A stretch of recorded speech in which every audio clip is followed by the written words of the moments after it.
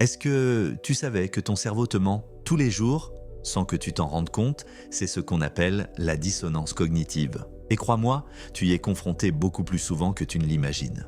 La dissonance cognitive, c'est quand ce que tu fais et ce que tu penses ne sont pas alignés. Ton cerveau déteste ça.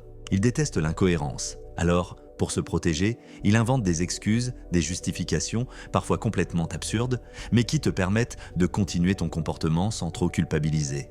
Prenons un exemple très courant, la cigarette. Tu sais que c'est dangereux, tu sais que ça détruit la santé. Pourtant, tu continues. Alors ton cerveau se met en mode défense et te souffle des phrases comme « Oui, mais ça détend, ça m'aide à gérer le stress, et puis de toute façon, je connais des gens qui fument depuis 40 ans et qui vont très bien. » En réalité, ce sont des histoires que tu te racontes pour éviter d'affronter le vrai problème. Tu sais que tu agis contre ta propre santé. Un autre exemple, les achats impulsifs. Tu vois une paire de chaussures hors de prix, tu sais que tu n'en as pas vraiment besoin, mais tu craques. Une fois achetées, ton cerveau intervient. Elles sont de meilleure qualité, elles vont durer plus longtemps. Et puis je le mérite, j'ai beaucoup travaillé. Là encore, ton cerveau te protège de la culpabilité. Et ça ne s'arrête pas là, ça peut concerner l'alimentation. Oui, je mange du fast-food, mais c'est pas grave, je fais un peu de sport. La procrastination, je travaille mieux sous pression. Ou même nos relations.